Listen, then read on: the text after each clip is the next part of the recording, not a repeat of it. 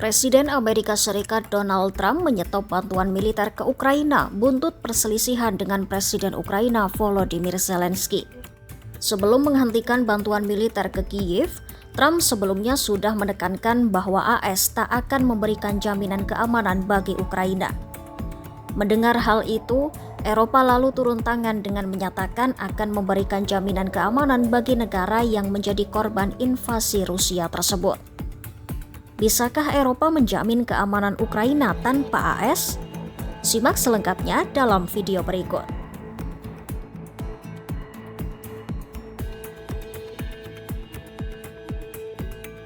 Donald Trump telah mengambil sebuah langkah tegas usai ia bertemu dengan Zelensky yang berakhir dengan cekcok.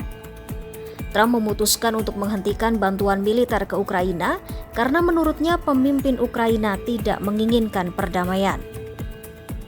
Penghentian bantuan militer ke Ukraina itu pun menjadi sebuah eskalasi dramatis dari pertikaiannya dengan Zelensky. Trump akan menghentikan sementara semua bantuan sampai Kiev berkomitmen pada apa yang dia yakini sebagai negosiasi dengan itikat baik untuk perdamaian.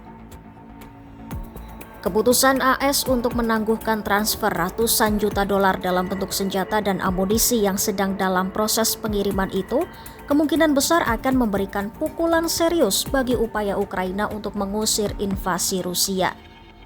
Sementara itu, belum ada komentar langsung dari Zelensky ataupun kantornya mengenai penghentian bantuan militer tersebut.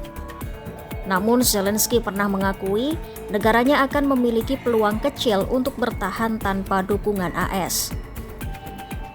Zelensky kemudian mengatakan, Kiev akan terus bekerja sama dengan para mitra Eropa dan sangat berharap pada dukungan AS untuk mencapai perdamaian sesegera mungkin. Langkah Trump untuk menghentikan bantuan militer ke Ukraina itu pun mendapat kecaman secara luas dari para anggota parlemen Partai Demokrat dan para pendukung Ukraina lainnya. Salah satu anggota DPR AS dari Partai Demokrat, Pramila Jayapal, mengecam penghentian bantuan itu sebagai hari yang memalukan dalam sejarah Amerika. Mantan Duta Besar AS untuk Rusia di bawah mantan Presiden AS Barack Obama, Michael McFaul, juga menilai langkah Trump itu adalah keputusan yang tragis.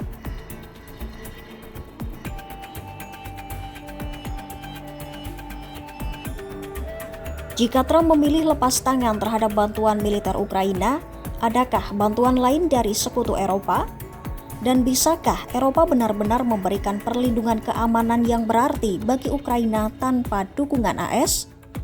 Pasalnya, Trump telah menegaskan bahwa AS tidak akan memberikan jaminan keamanan bagi Ukraina dan mendesak pasukan militer Eropa untuk mengambil alih. Ya, keputusan Trump itu akan menambah urgensi baru pada upaya Eropa untuk mendukung Ukraina dan menyelamatkan negosiasi untuk mengakhiri perang. Berkumpul di London pada Minggu 2 Maret 2025, para pemimpin Eropa menyatakan mereka akan bekerja untuk menyusun sebuah rencana untuk mengakhiri perang di Ukraina. Negara-negara Eropa yang dipimpin oleh Inggris dan Prancis itu sedang memeriksa proposal untuk kesepakatan damai setelah perpecahan antara Trump dan Zelensky di Gedung Putih pada minggu lalu. Inggris dan Prancis telah menyatakan kesediaan mereka untuk mengirimkan pasukan penjaga perdamaian ke Ukraina jika terjadi gencatan senjata, namun mereka juga meminta AS untuk memberikan dukungan dalam bentuk jaminan keamanan.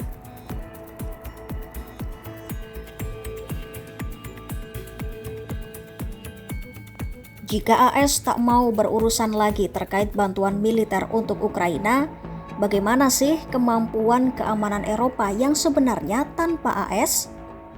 Dan seberapa besar ketergantungan kawasan ini pada dukungan AS? AS sendiri telah menjadi pusat keamanan Eropa sejak akhir Perang Dunia II ketika AS membantu membentuk Organisasi Perjanjian Atlantik Utara atau NATO dan mengerahkan ratusan ribu tentara ke Eropa untuk menantang pengaruh Soviet. AS telah mempertahankan kepemimpinan keamanan ini sejak saat itu, sekaligus memperluas status negara adidaya globalnya.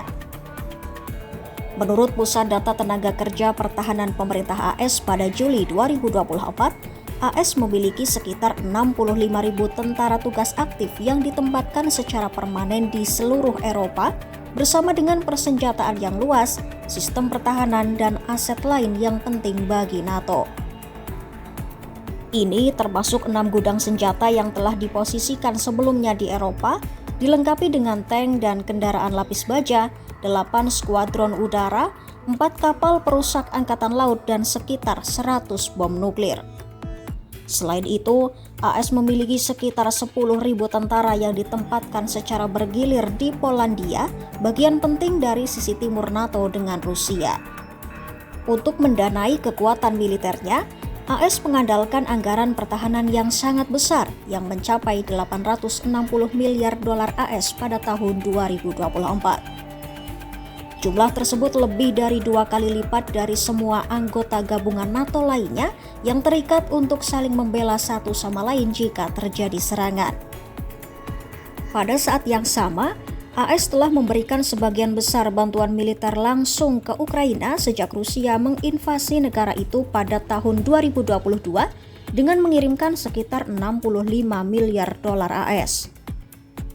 Ketika memperhitungkan jenis bantuan lainnya, AS telah mengalokasikan sekitar 183 miliar dolar AS untuk Ukraina pada 30 September 2024. Namun, kini Trump mengatakan sekarang adalah waktunya bagi AS untuk mundur secara militer dari Eropa dan menginginkan sekutu-sekutunya di benua itu untuk melakukan tugas yang lebih berat.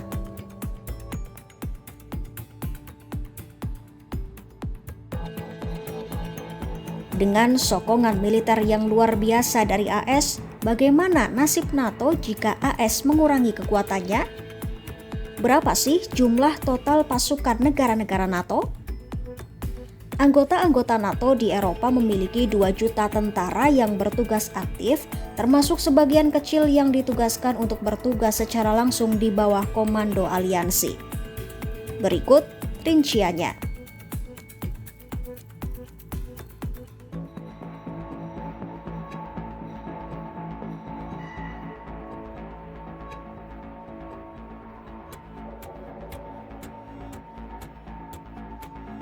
Meski anggota NATO di Eropa memiliki gabungan 2 juta tentara yang bertugas aktif, namun NATO masih sangat bergantung pada AS untuk menangkal ancaman di Eropa. Menurut lembaga pemikir ekonomi Bruegel, jika terjadi serangan besar terhadap salah satu negara anggota mereka, seperti yang dilakukan oleh Rusia, NATO kemungkinan akan mengharapkan AS untuk mengirimkan ratusan ribu pasukan tambahan ke Eropa. Kekhawatiran pun mulai muncul jika AS benar-benar mengurangi kekuatannya di Eropa. Negara-negara Eropa akan meningkatkan belanja pertahanan mereka. Inggris telah mengumumkan akan meningkatkan belanja pertahanan menjadi 2,5% dari produk domestik bruto pada tahun 2027. Sementara Jerman telah mengumumkan dana khusus sebesar lebih dari 100 miliar dolar AS untuk meningkatkan dan memperkuat militernya setelah invasi Rusia ke Ukraina pada tahun 2022.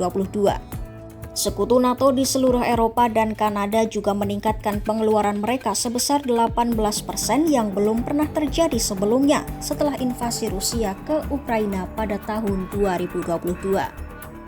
Saat ini, 22 dari 30 anggota NATO Eropa membelanjakan setidaknya 2% dari produk domestik bruto mereka untuk pertahanan sesuai dengan janji mereka pada tahun 2023 untuk memberikan bantuan kepada Ukraina. Namun, Trump berpendapat bahwa itu tidak cukup dan menyerukan agar negara-negara tersebut meningkatkan belanja pertahanan setidaknya 5% dari produk domestik bruto. The war in Ukraine, the aggression by Russia, has been a factory reset for NATO, a realization that this alliance needs to be robust and strong and real. And that's why President Trump has called for increased defense spending across the board for NATO, for European countries to recognize this is an urgent, real threat to the continent. This aggression needs to be a wake-up call. Americans are an active part of this alliance, as we have been and will continue to. But when it comes to defense spending, even 2% of GDP is not enough. 3, and 4, and ultimately, as President Trump has said, 5% of defense spending is critical. A realization that there is a Russian war machine that has sought to take more and more land in Ukraine. And standing up against that is an important European responsibility. And of course, the United States has been there for a long time as well. Ya, itu tadi jika AS benar-benar tega lepas tangan untuk menghentikan dukungan militernya terhadap Ukraina. Apakah memang sudah saatnya NATO dan sekutu Eropa bekerja keras sendiri untuk membantu Ukraina tanpa bantuan dari AS? Dan bagaimana nasib Ukraina selanjutnya? Ikuti terus perkembangannya hanya di YouTube Kompas.com.